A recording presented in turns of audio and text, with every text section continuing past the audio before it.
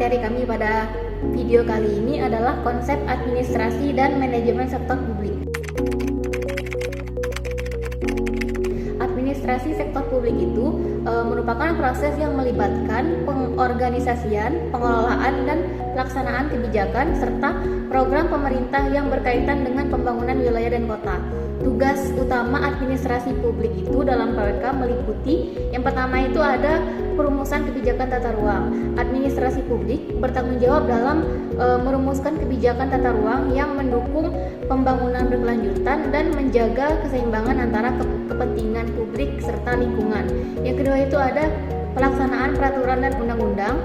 Administrasi sektor publik itu menjalankan regulasi yang mengatur penggunaan lahan, pemanfaatan sumber daya alam, dan pengembangan infrastruktur perkotaan. Yang ketiga itu ada koordinasi antar instansi. Dalam PWK banyak instansi dari level pemerintahan itu yang terlibat seperti kementerian, pemerintahan daerah, dan lembaga swasta. Administrasi sektor publik memastikan koordinasi yang baik antara pihak-pihak ini untuk mewujudkan perencanaan yang efektif. Yang terakhir itu ada pengawasan dan evaluasi.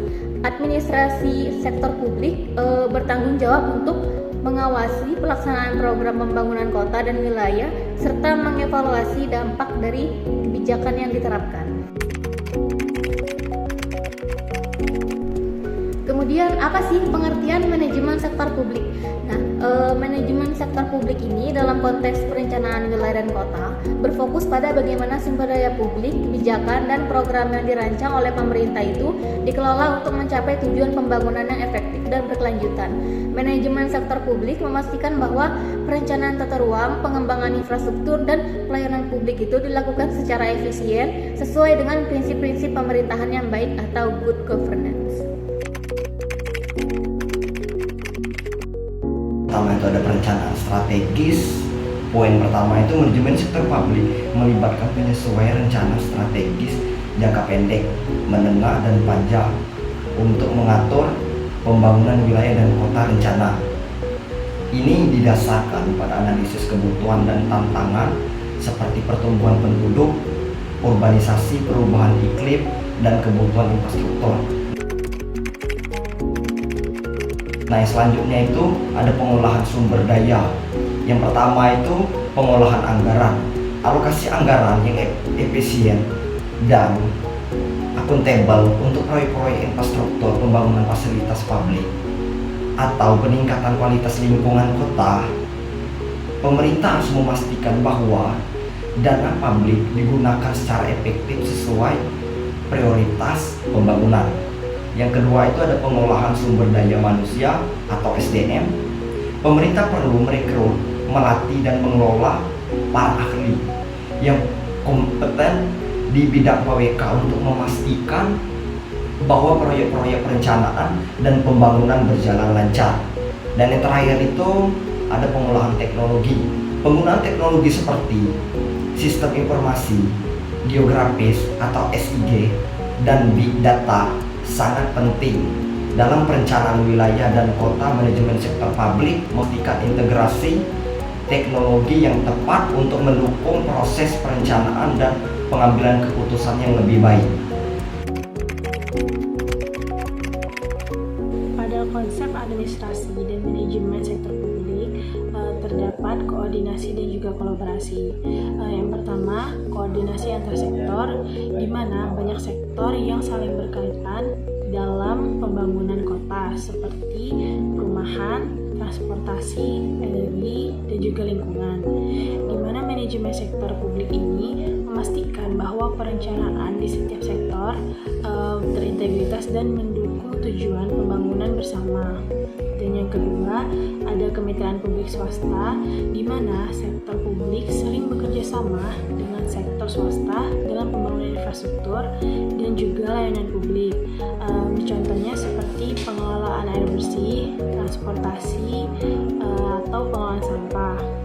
Dan manajemen sektor publik berlangsung dan bertanggung jawab untuk memastikan kemitraan ini berjalan secara adil dan juga efisien. Pelaksanaan dan implementasi program. Setelah rencana strategis, manajemen sektor publik bertanggung jawab atas implementasi program pembangunan sesuai dengan kebijakan yang telah ditetapkan. Ini menyangkut pengawasan terhadap proyek-proyek pembangunan, alokasi sumber daya yang tepat, serta pengendalian mutu. Nah, untuk pelaksanaan dan implementasi program ini dibagi menjadi dua. Yang pertama itu proyek infrastruktur. Proyek infrastruktur merupakan manajemen sektor publik memastikan bahwa proyek pembangunan seperti jalan, jembatan, fasilitas kesehatan, dan sistem transportasi berjalan sesuai jadwal, anggaran, dan standar yang telah ditentukan. Yang kedua ada pemantauan dan evaluasi. Nah, di sini manajemen sektor publik melakukan evaluasi terhadap pelaksanaan program pembangunan untuk mengukur efektivitas dan efisiennya, serta mengambil langkah-langkah korektif jika diperlukan. Selanjutnya, yang kelima yaitu pemberian layanan publik. Manajemen sektor publik dalam PWK juga mencakup pengelolaan layanan publik yang mendukung kesejahteraan masyarakat, seperti transportasi umum, penyediaan perumahan, air bersih, sanitasi, serta ruang terbuka hijau. Efisiensi pelayanan. Manajemen sektor publik bertujuan untuk menyediakan layanan publik dengan cara yang paling efisien dan efektif sehingga dapat memberikan manfaat maksimal kepada masyarakat tanpa pemborosan sumber daya. 6. Pengambilan keputusan berbasis data meliputi sistem informasi geografis atau SIG.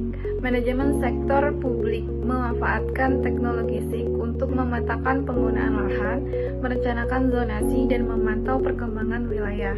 Ini membantu dalam pengambilan keputusan yang lebih akurat terkait tata ruang dan pembangunan infrastruktur. Big Data dan IoT dapat memberikan wawasan mendalam tentang pola perilaku warga kota seperti penggunaan transportasi, energi, fasilitas publik yang dapat digunakan untuk meningkatkan efektivitas perencanaan kota. Yang ketujuh, partisipasi dan keterlibatan publik. Yang pertama, musyawarah rencana pembangunan adalah forum ini adalah salah satu cara di mana masyarakat dapat berpartisipasi dalam perencanaan pembangunan di tingkat lokal. Yang kedua, konsultasi publik. Sebelum melaksanakan proyek besar, pemerintah sering mengadakan konsultasi publik untuk mendapatkan umpan balik dan masukan dari warga yang akan terdampak. Dan yang kedelapan, pembangunan berkelanjutan. Pembangunan ramah lingkungan adalah manajemen publik mengarahkan proyek pembangunan ke arah yang lebih hijau dengan menggunakan teknologi yang ramah lingkungan dan memperhatikan dampak jangka panjang terhadap ekosistem. Yang kedua, inovasi perkotaan.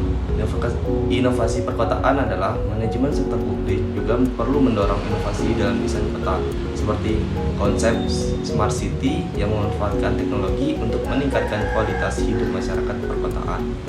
Sekian, terima kasih.